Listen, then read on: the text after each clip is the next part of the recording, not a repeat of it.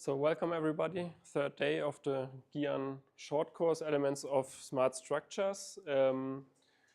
Professor Chauhan told me that I should announce that we have a special dinner this evening at the guest house at 8 p.m. I think first floor. I'm not sure if you got the announcement, but he asked me to say it before the first lecture. So in this lecture we will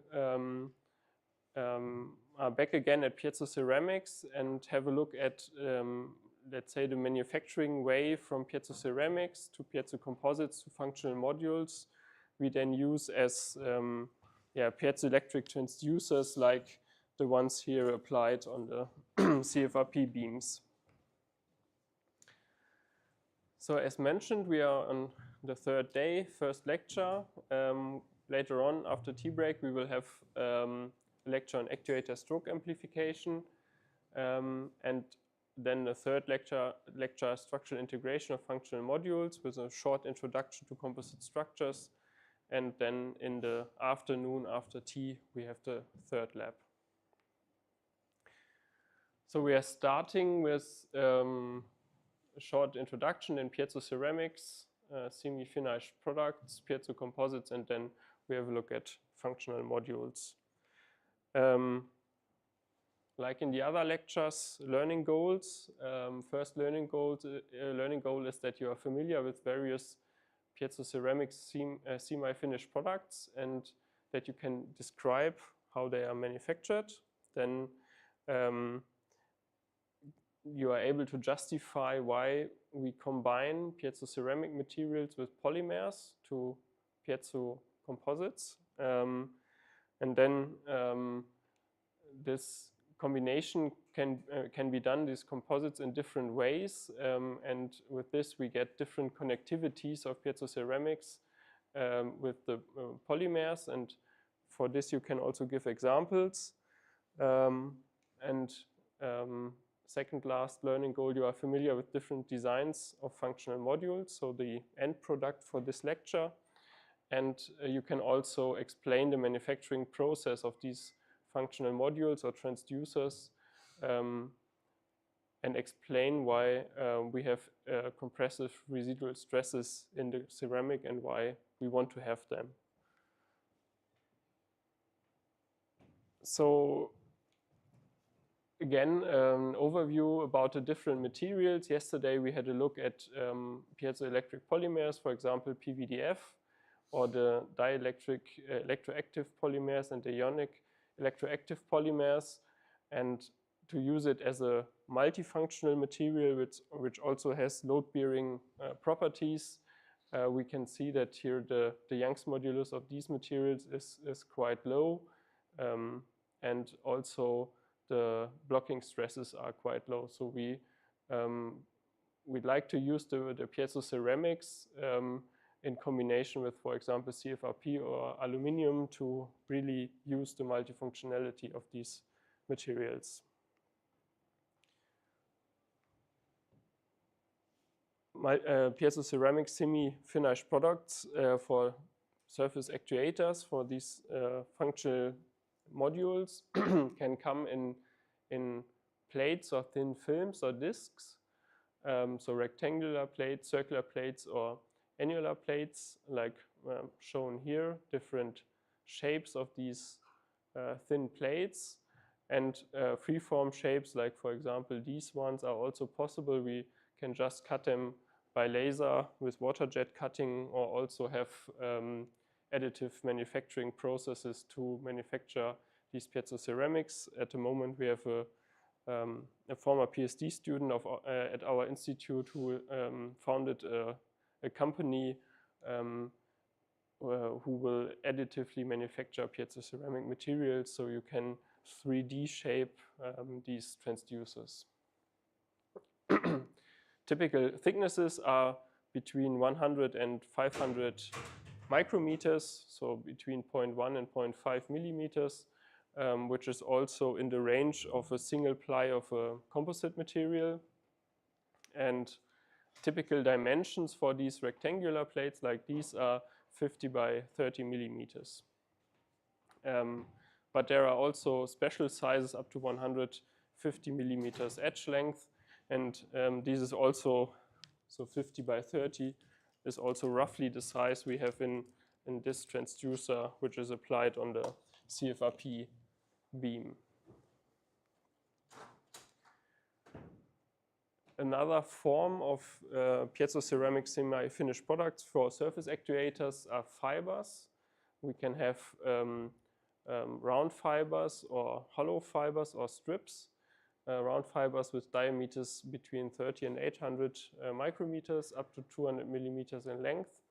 Yeah, the other cross shapes here are similar in dimensions, so also up to 800 micrometers with an inner diameter between 200 and 400, or strips or rectangular fibers, again up to 800 micrometers. And you can see here these fibers with an €1 coin as a comparison.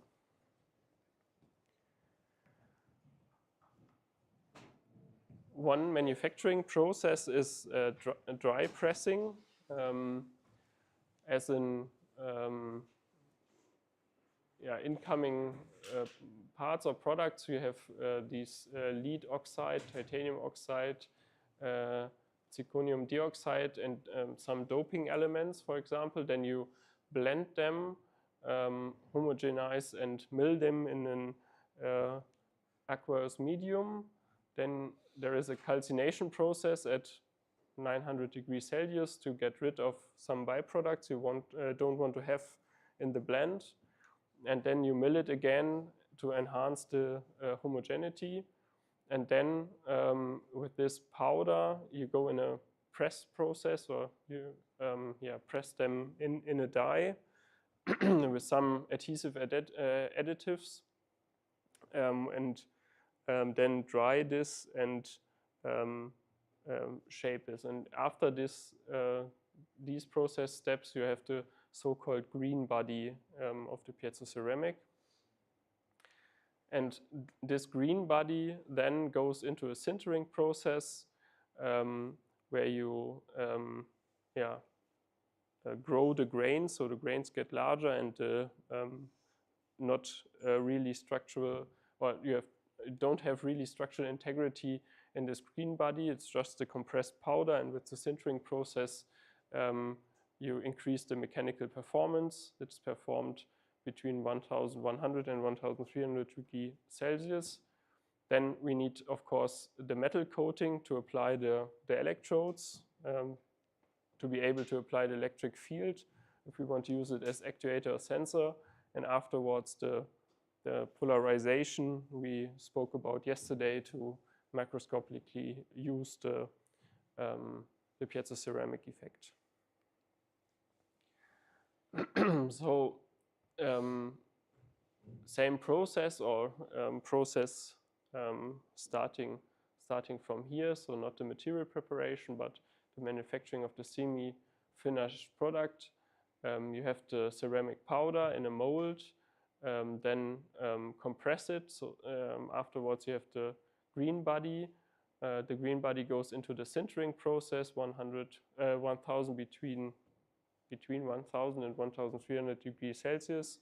And then you, for example, can cut these thin plates from the green body and have the plates you can then further use for building these transducers.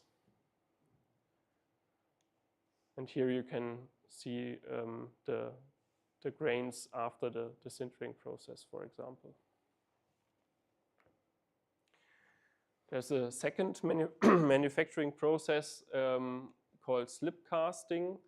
The material preparation is basically the same. Then you blend it with a wet material, solvents, adhesives, and also plasticators. You evacuate these material then, and then you have a strip casting where you scrape it with a spreading knife, dry it afterwards to evaporate the solvents, and then you cut it to shape. Again, have a sintering process, and then like before, the metal coating for the electrodes and the polarization to get the macroscopic properties. this looks like this. You have the slip with the ceramic powder, binders, and solvents. You have it in these kind of street box and pull it then in this direction on a belt. Here it is dried. Here you have then after drying you have the green foil comparable to the green body before. And afterwards you cut it to size and then go through a sintering oven and or furnace and have the unpolarized ceramic material afterwards.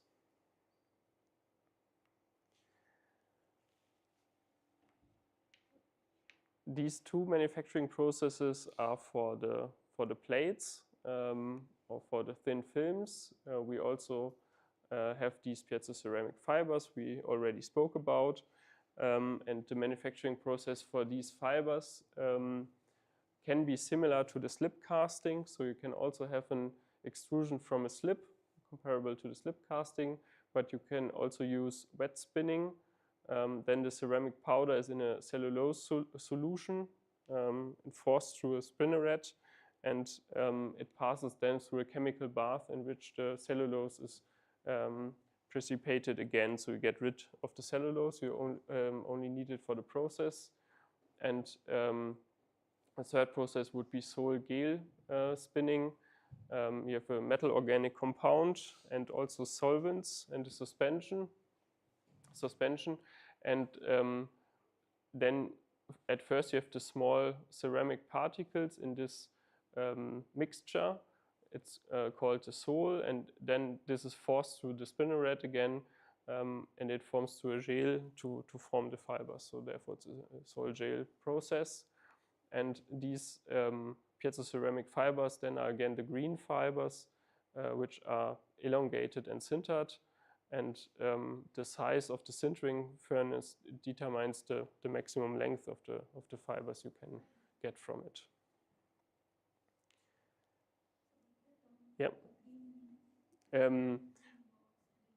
Yeah, it just means it's the material before sintering. So after it's the pressed powder which is dried, but you don't have sintered it yet to get structural integrity of the material and to grow the grains and have really a stable material, so to say. So it's just an intermediate form of the material during manufacturing.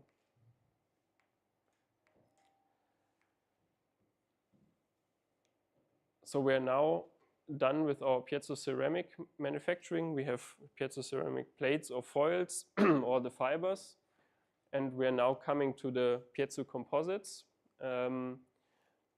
Why do we may build up a composite and not just use the piezoceramic material? The piezoceramic has several advantages: a wide frequency range for dynamic application. We have a high stiffness, up to 60 or 64 gigapascals. We have a simple actuation by the electric field. It can be manufactured in an industrial scale, and it's good, has a good availability and also reproducible quality. But there are some disadvantages. We have a low active strain, only 0.1%. It's highly susceptible to fracture. It's a very brittle material, the ceramic. And depending on the ceramic thickness, you need high electric voltages to produce the electric field to actuate them. And therefore you need a reliable electrical insulation and also a reliable contacting of the electrodes.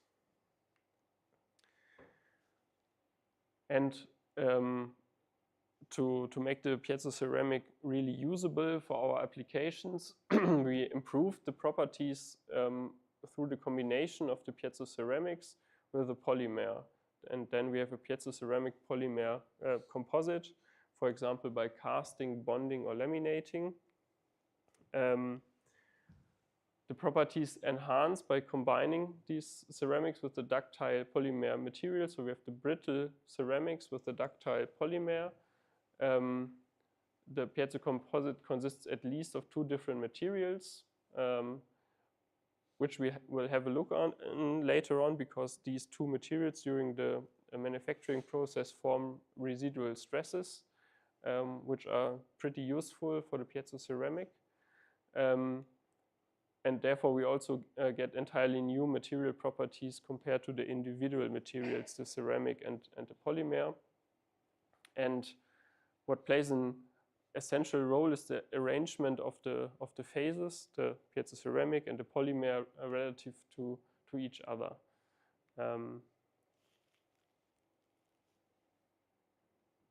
So we have an overview again.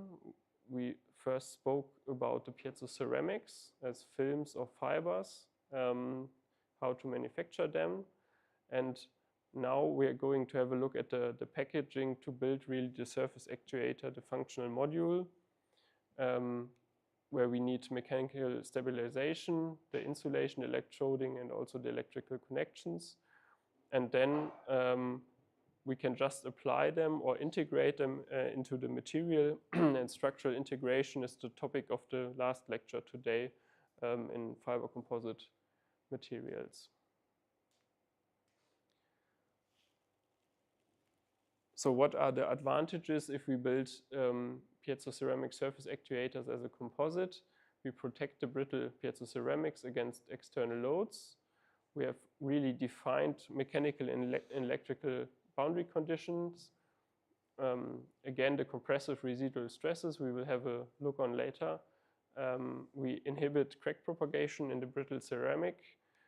With this, we increase also service life of the actuator or the transducer.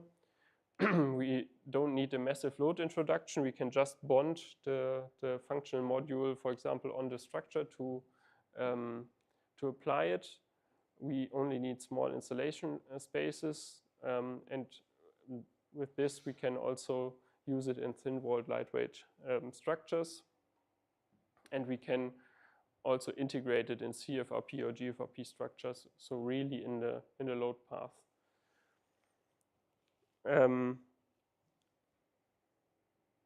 These are some examples for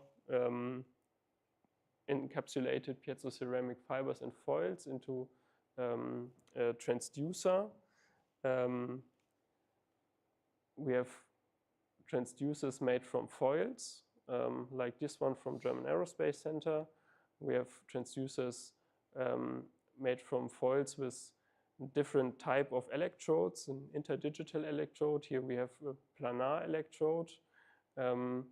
And we can also have transducers from rectangular fibers with interdigital electrodes. And we will, in the next slides, go through different types of these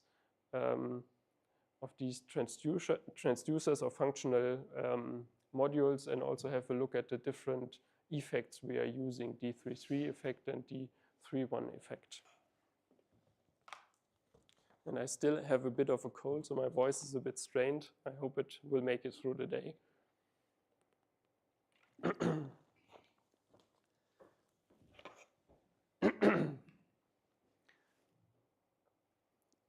I already mentioned the connectivity.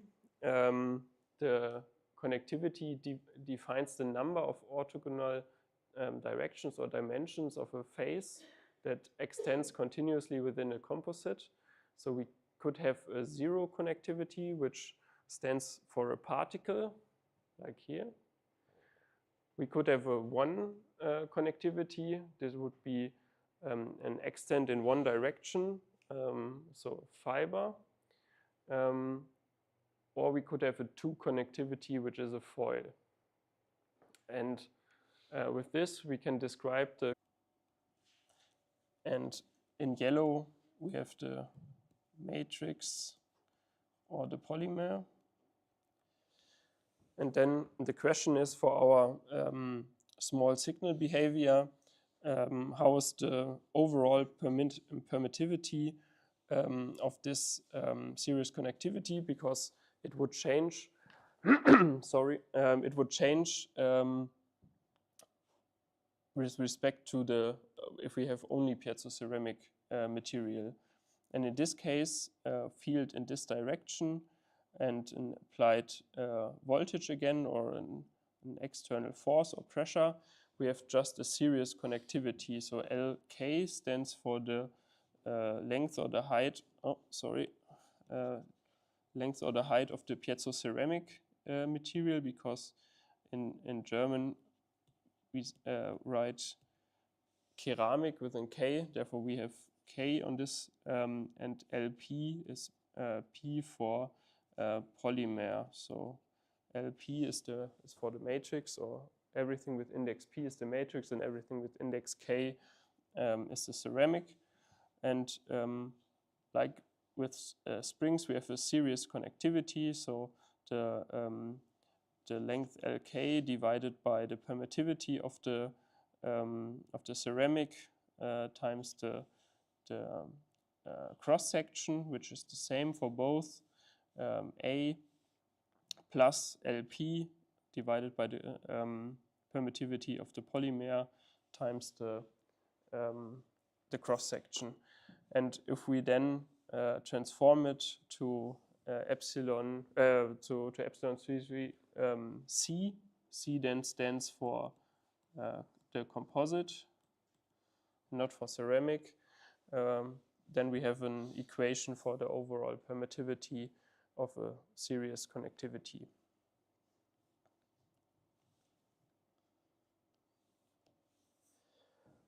And we can do the same for parallel connectivity. Now we both have the same length or height. We have again a field in the 3 direction and also a force here. But now the cross section is divided in AP for the polymer and AK for the ceramic. And then we have this equation, which is similar to series connectivity of springs again. Permittivity of the ceramic times the cross-section of the ceramic plus permittivity of the polymer times cross-section of the polymer. And then again we can transform it to the permittivity of the whole composite and get again an equation for the total permittivity.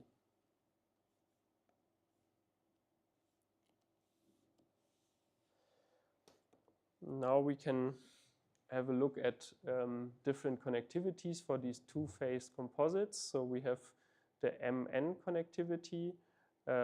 We have the ceramic phase as the M connectivity and the matrix phase as N. So 0,3 would be a particle of ceramic into a volume of matrix, and we can have 0,0 particles in particles.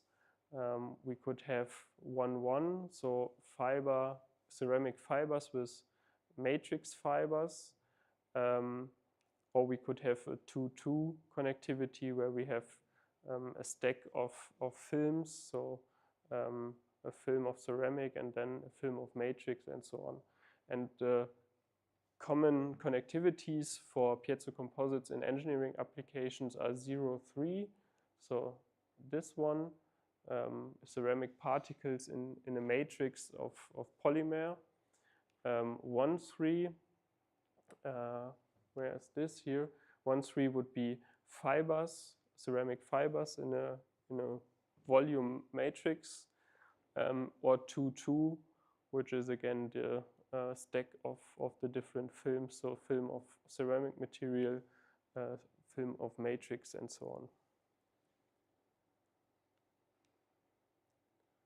Is this clear? I think it's, yeah.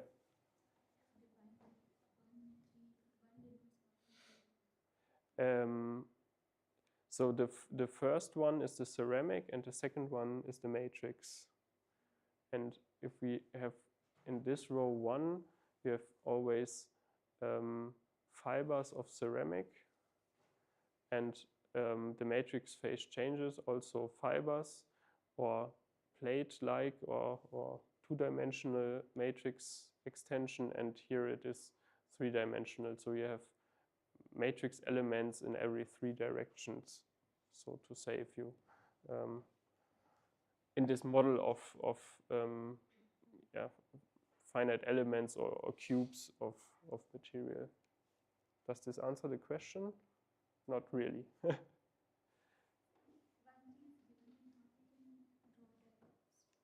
1, 3 is given, yeah.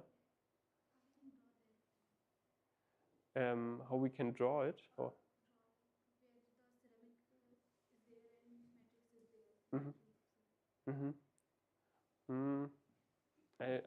Maybe I don't get the question right. Maybe we go a few slides ahead, and then maybe we talk about it afterwards. Okay. Yeah. So we start with 0,3 composite particle in a volume of matrix material, piezoelectric particles in thermoplastic or thermoset matrix. The ratio of the components, of course, also determines the transducer properties. The more ceramic we have, the more capable is the transducer afterwards. And with this simple rule of mixture, we can also estimate the density then of the ceramic, which is of interest if we are looking at lightweight applications. Which is the overall density is the ceramic volume fraction times the ceramic density plus 1 minus the ceramic volume fraction. So the matrix volume fraction or the polymer volume fraction times the polymer density. And here you can, it's a bit small, but here you can see this real image of the 0,3 composite with these ceramic particles in it.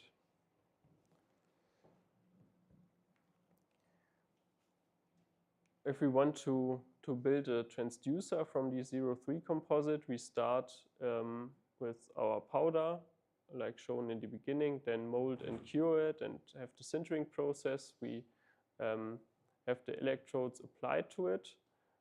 So this is already the composite material, not just ceramic. Then we polarize the piezocomposite, and then we can use it as a transducer. Our polarization direction is in the direction of the field, but we would use with the surface actuators or transducers the in-plane elongation of the in-plane strain of the transducer of the material. So what effect would this be? Do you know it? Is it D33 or D31 effect? 3-1, yeah, yes. Because the field is in 3 direction and we use the 1 direction for the actuation. And we have electrodes on top of bottom, at the top and at bottom of the composite, so the field is in 3 direction. Then next composite with different connectivity is the 1,3 composite. It consists of piezoelectric fibers or short rods with a thermoplastic or thermoset matrix again. So fibers in a volume. We can manufacture them by embedding the fibers, so have really single fibers and embed them. We could also slit and fill them, so cut through a monolithic block of piezoceramics and build in that way fibers which are then filled with the matrix material. And here we can see a microsection image from a PZT fiber. The scale is, I think, 10 nanometers. I'm not quite sure. I have to enlarge the image. And the ceramic phase is lines, so 1 connectivity, matrix phase 3 connectivity.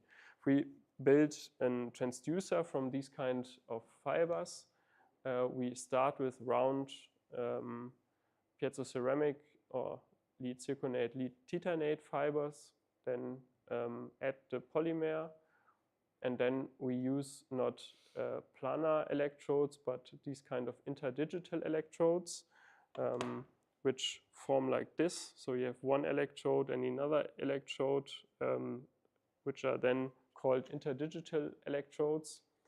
And with this, you can apply a field in this direction, because the field then goes, if we look from this side, the field goes from this electrode to this, from this to this, and same for the bottom. So we have a field more or less in this direction in the middle. And if we look from this side, then we only have for example, the positive electrode. Then we see that the electric field is from top to bottom in the across the cross section of the fiber. So which effect are we using here?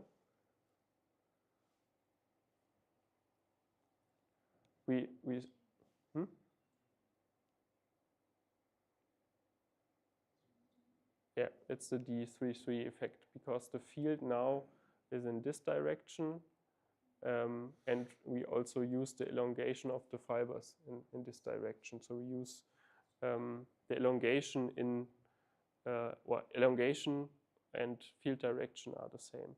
Here are the fibers, and here is the manufactured transducer where the fibers are in.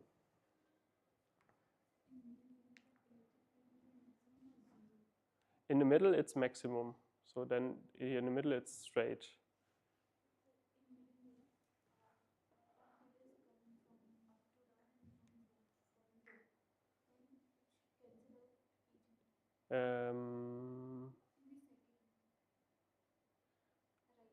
Yeah, right. So here you mean?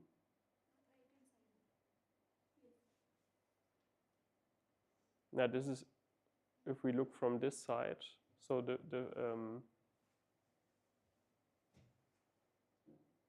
field is coming towards us, I think, or going into the projection area.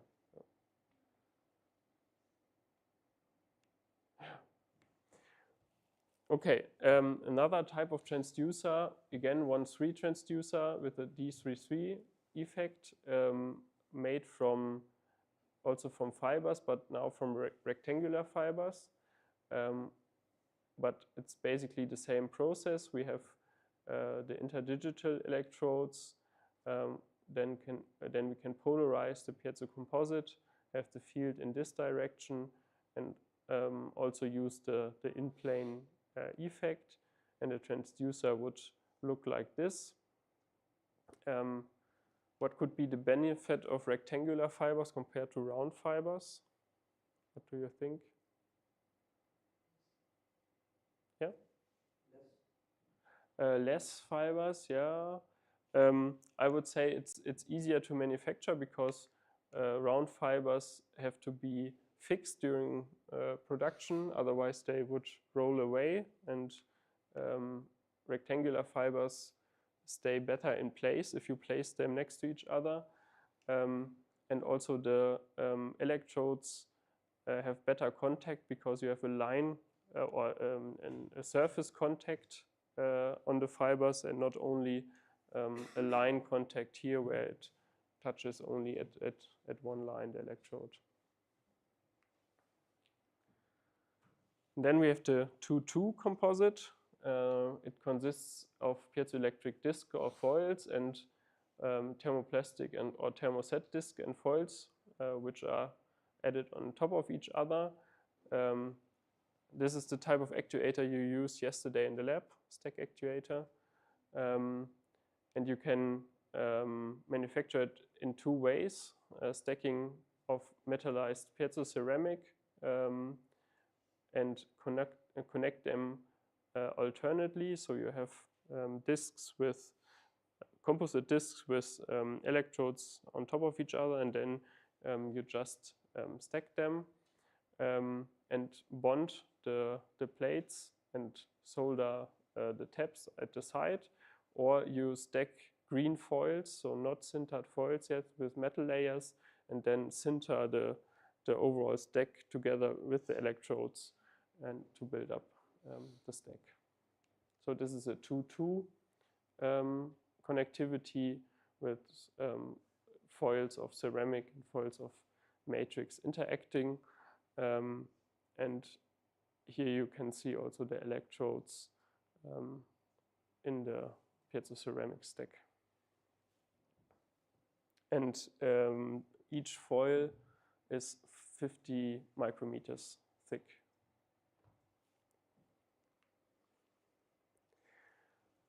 We can also build use 2-2 composites to build surface transducers. So in this case, with the stack actuator, we use the 3-3 effect because the field and the polarization is in this direction, and we also use the elongation in this direction. And if we use 2-2 composites for surface transducers, then we have the field in thickness direction, but as always for surface transducers, we want to use the in-plane elongation, and therefore here the D31 effect is used. Manufacturing process is the same. We have the composite, the electrodes applied, embedded in a polymer around. So this is already the composite, but we embed it in more polymer for the functional module. We will see later on for the manufacturing of the transducers. So now we are coming to the functional modules. We had a look rather theoretically how they are built up and how the connectivity is and which effect we are using. Now we look at the functional modules, so really the transducers we have on this specimen. And if we compare different designs, we saw that we can have surface actuators with the D31 and the D33 effect.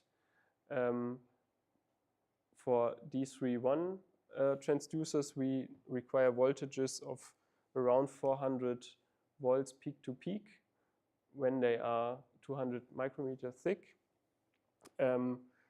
But the manufacturing effort is really low for the D31 film actuators because we can use these planar electrodes and don't need interdigital electrodes.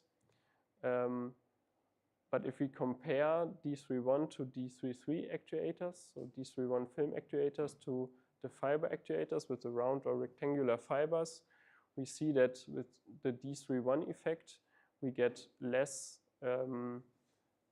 displacement or elongation, only 440 micrometers at 400 volt peak to peak. And for the D33 fibers, we get 1,400 micrometers, so 1.4 millimeters, but we need 300, so 3 kilovolts peak to peak. So these fiber actuators are able to elongate more, but we need a higher factor of volts. So here's factor 2. We need 2 volts per micrometer, and here we need nearly 1 volt per micrometer to elongate them. So the ratio of strain to required voltage is better for the D31 film actuator.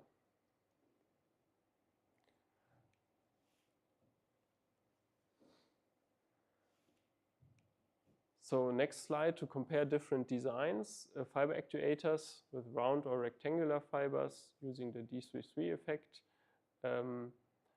require higher voltages to establish the needed electrical field. And the spacing of the interdigital electrodes is between 0.8 and 1 millimeter. And the manufacturing is very labor intensive because you have to place these fibers manually next to each other before you can embed them in the polymer.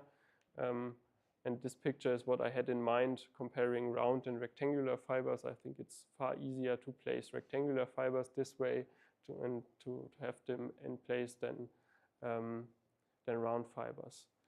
And you also have large quality variations because it's a manual process, and if the alignment is not perfect, then the performance is also lower.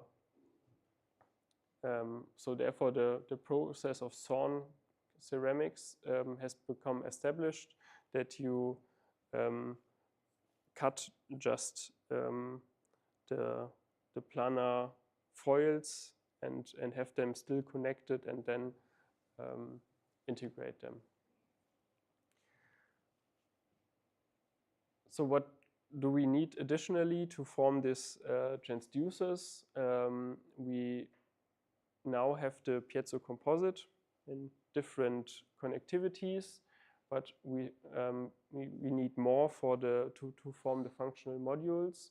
We need an encapsulation to have an electric insulation and a mechanical stabilization. We need electric contacting where we can apply our voltage, and we have to connect our electrodes, for example, with a copper mesh. And it's done in a way that we stack non-woven glass fibers, for example, as spacing layers, where the cutout is in for the Piezocomposites and where the copper meshes are applied to contact the electrodes. Here you have some images of the real materials. Here, this is the copper contact fabric, which is not glass fiber but polyester non-woven material as the filling layers. Here we have the polyester non-woven with the added contact structures cut from the copper fabric, and then the interlayers also made from the polyester non-woven, where you have the cutouts for the Piezocomposite material to be placed in. And then the manufacturing steps are that you bond the copper mesh for the contacting onto a prepreg paper, cut or punch out the contact pattern where the two contacts for the voltage are located, then bond the copper mesh and the prepreg paper onto the polyester fleece. This is what we have seen here, polyester non-woven together with the contact mesh. Then we remove the prepreg layer, it's only a carrier, provide the filler layers made of the fiber material with the cutouts for the composites, place the foils inside, and then top it again with the contacting, seal everything, and then we can inject, for example, a thermoset resin and cure it in an autoclave at a, for example, cure temperature of 120 degrees. And after cooling, we cut them to size. This is for 4 transducers in one shot, and then we cut them down to 1. I also have brought a video I'd like to show. It has German text, so therefore I set it to silent.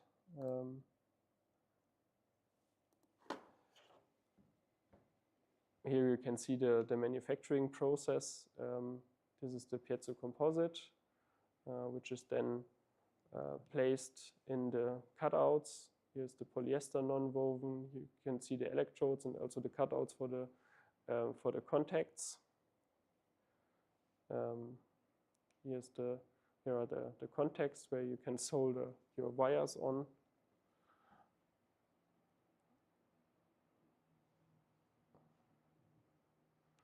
Then the electrodes on the top together with the last non-woven ply,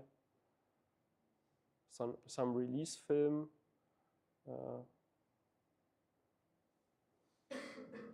and then a coil plate that you get really planar actuators.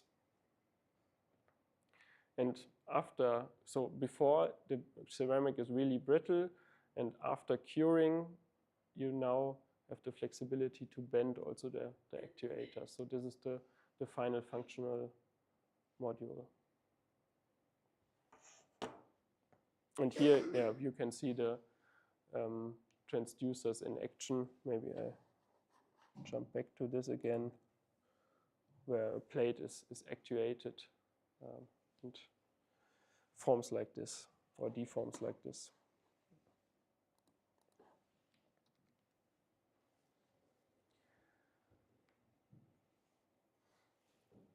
One option to inject the resin, you need to fill, let's say, the structure and the non-woven is resin transfer molding, which is also used for composite manufacturing. You have an autoclave, you have here the part with the fibers, so the dry part without the resin yet, and outside you have a resin reservoir. Then you evacuate this part, it's sealed with a foil, and then you can inject the resin, and the autoclave can be heated, and you can also apply pressure and then cure the thermoset material, the plastic, and afterwards you take it out, and then you cut them to size and so on. Now we are coming to the compressive residual stresses in the piezoceramic.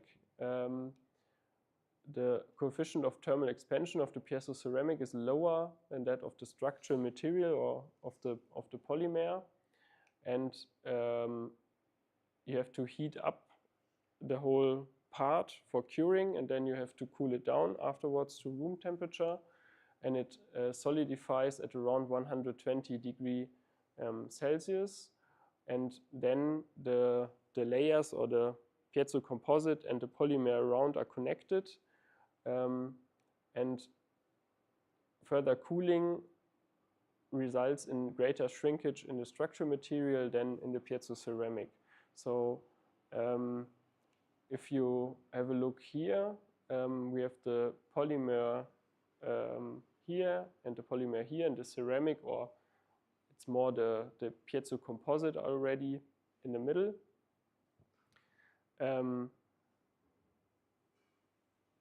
At high temperature, at 120 degrees or above, then they are connected because the resin cured. And if you then cool it down, well, theoretically, if you cool it down and they were not connected, the polymer would shrink more than the ceramic material.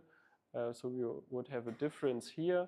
But since they are connected after curing of the epoxy, or after it solidifies, they cannot have a different strain or elongation because there's strain compatibility, and therefore you have a tensile pre-stress in the structural material, and or residual stress, this also should be, and a compressive residual stress in the piezoceramic material. And this compressive residual stress increases the tensile strength of the functional module overall. So this is the reason why you can bend the functional module without breaking it, and the brittle ceramic would just break.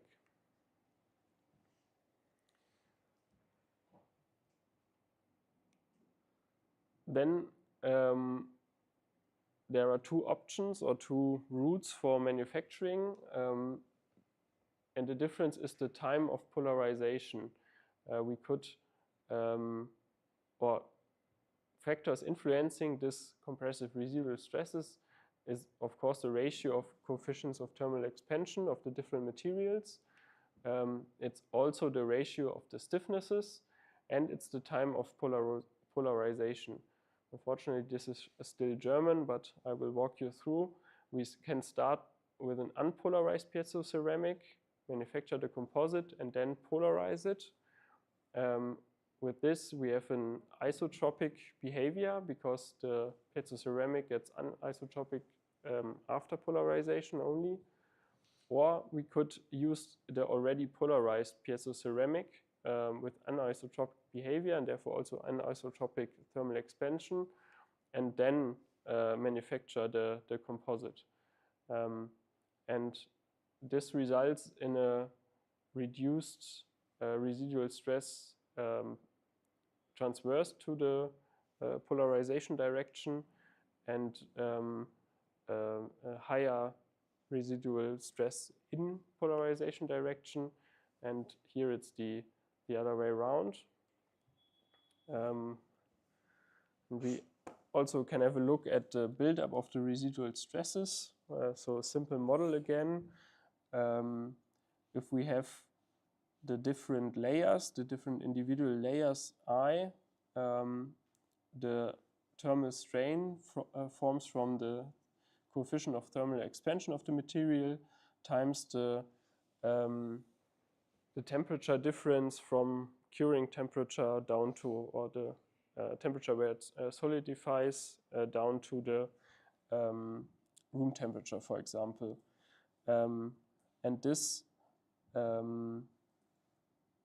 thermal strain would result with the Young's modulus. Young's modulus is not E in our case, but epsilon, would result in this residual stress. And with this we can, or the overall strain would, so this is not the thermal strain, but this is the overall strain. And we can calculate with this equation the stress-induced strain from subtracting the residual strain minus the thermal strain, and then have this in this equation here. And we also have force equilibrium across all layers. So if we sum up the forces of all layers, which is cross-section of the layer times the stress of each individual layer, then overall it should be 0.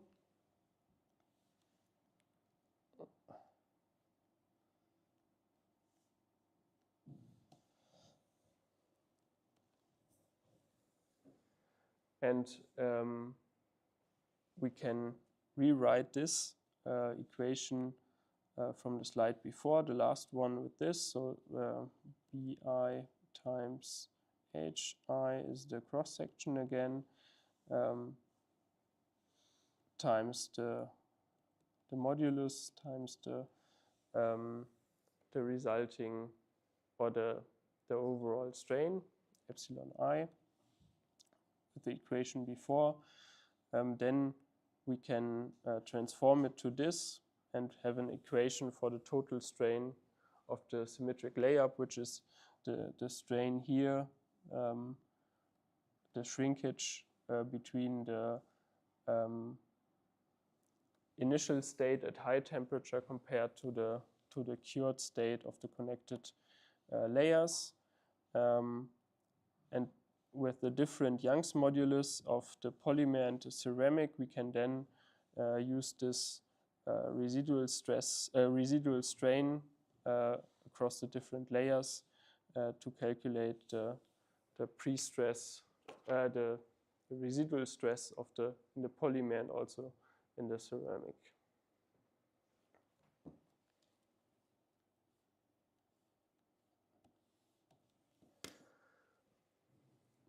And with this, we can calculate the residual stresses, for example, for different materials. So this and LY556 and the RTM6 are different thermoset materials, which have different curing temperatures, and therefore delta T is different.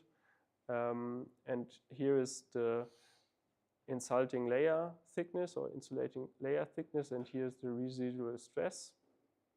And then if we have a look at the different lines, we have here in the middle the stress buildup in the unpolarized ceramics, so same residual stress in all directions. We have about minus 30 megapascals at 0.15 millimeter layer thickness.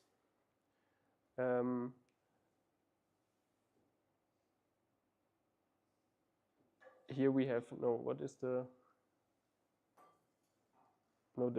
sorry, the dashed line is polarization before embedding, and the solid line is polarization after embedding. So the blue line is ceramic polarized after embedding, and this is parallel to the polarization direction.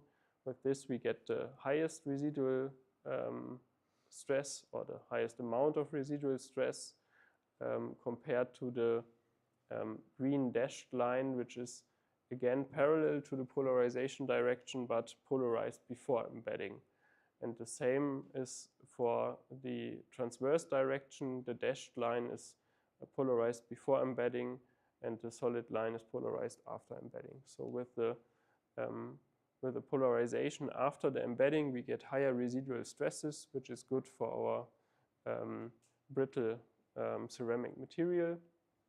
And if we look at the other thermoset material, RTM6, the residual stresses at the same layer thickness are higher because our delta T is larger.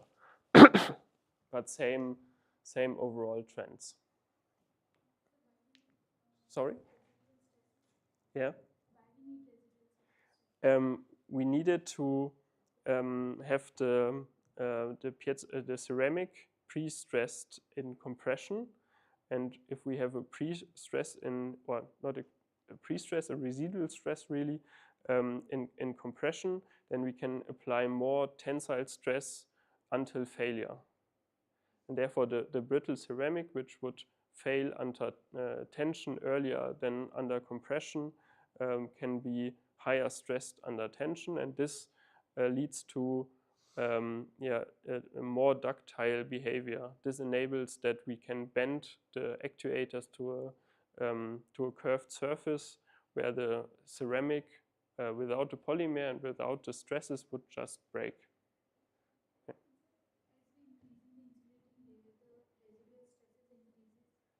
Yeah.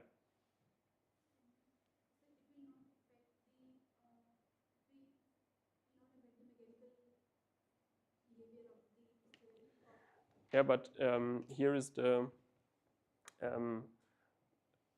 layer height goes into the calculation of the stress, and therefore the thicker layer would result in higher stresses.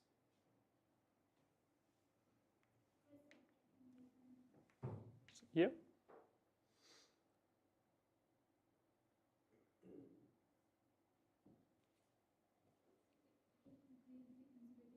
Mm-hmm.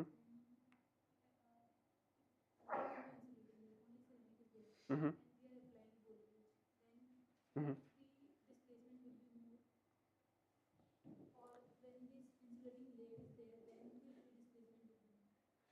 You mean if the layer thickness affects the maximum elongation of the transducer? Maybe a bit, since this is the structural material which acts against the actuator, but since the polymer has a stiffness of maybe 3 gigapascals compared to the 40 to 60 of the ceramic, I would say that the effect is not large. Yeah.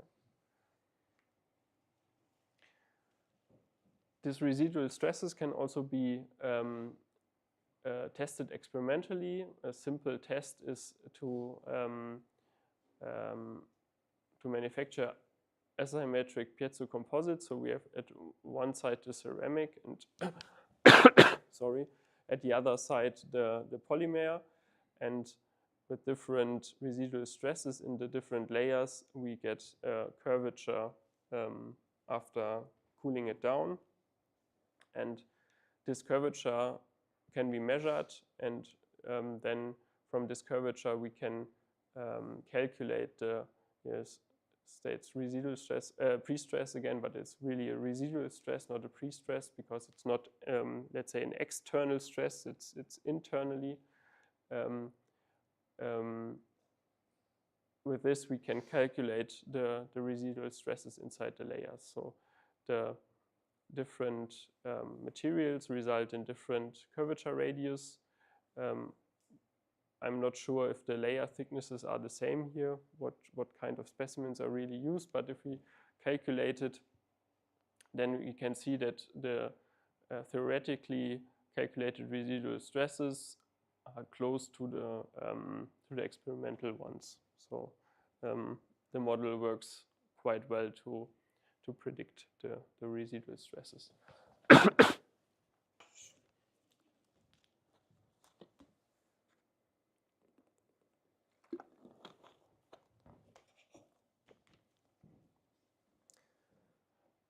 And with this, we are at different design examples. You already know this from the satellite reflector from the beginning. This is similar to the one we have seen in the video. But we can also have not rectangular, but arbitrary shapes cut it down. And here you can also see that these actuators, if they are thin, are really bendable and do not break. So coming to the last topic of this lecture, tensile tests on D31 Piezocomposites, or functional modules. We have a setup shown here, functional modules with applied tabs and strain gauges on it. So we can measure the strain applied to the specimen with strain gauges, but can also get a signal from the piezoceramic, from the functional module. And we there were 3 different tests performed, a loading between 0 and 200 Newton to get the Young's modulus and also the Poisson's ratio. Then we had a loading from 0 to 500 Newton to measure the free strain. We won't have a look at these results, just at these results, and also at the loading to failure to get the tensile strength and the elongation at break. And the results were that there is an influence of the film on the elastic behavior with an open circuit electrodes. The charges cannot discharge, so they cannot flow. And this causes an active stiffening of the module. So if we don't connect the electrodes to each other, the Young's modulus is higher. Open electrodes leads to a Young's modulus of 22.3 gigapascals. And if we shortcut them, then we don't have this active stiffening effect of 19. So we only had a Young's modulus of 19 gigapascals. And also the Poisson's ratio, so the transverse contraction is affected.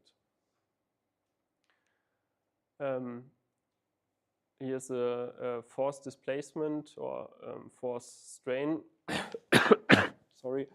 force strain plot with open electrodes, so short-cutted circuits and with closed circuit.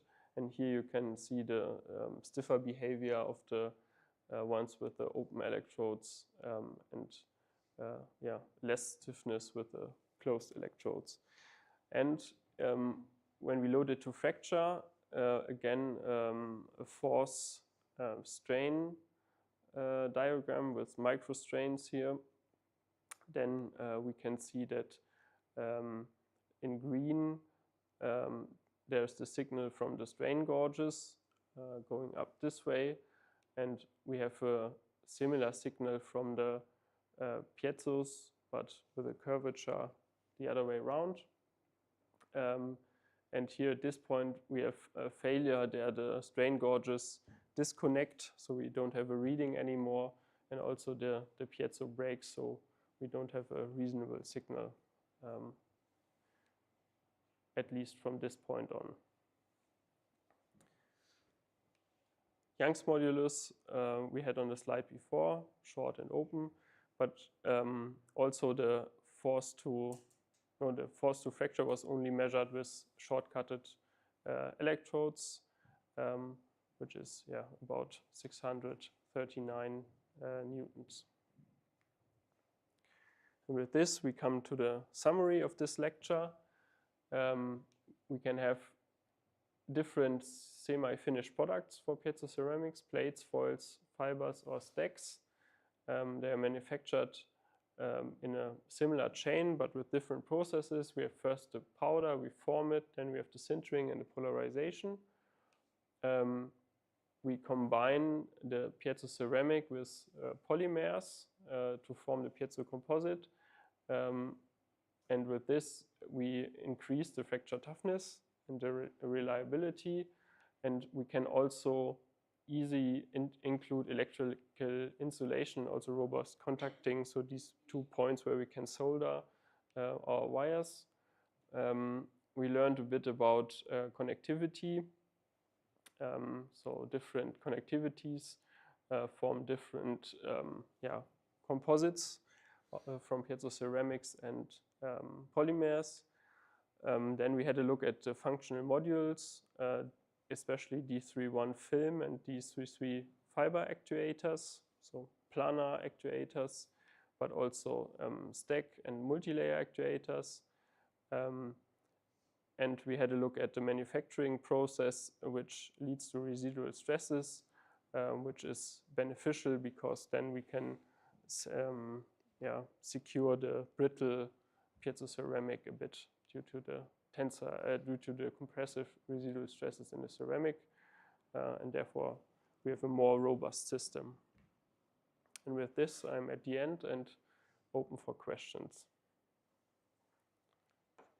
Do you have questions?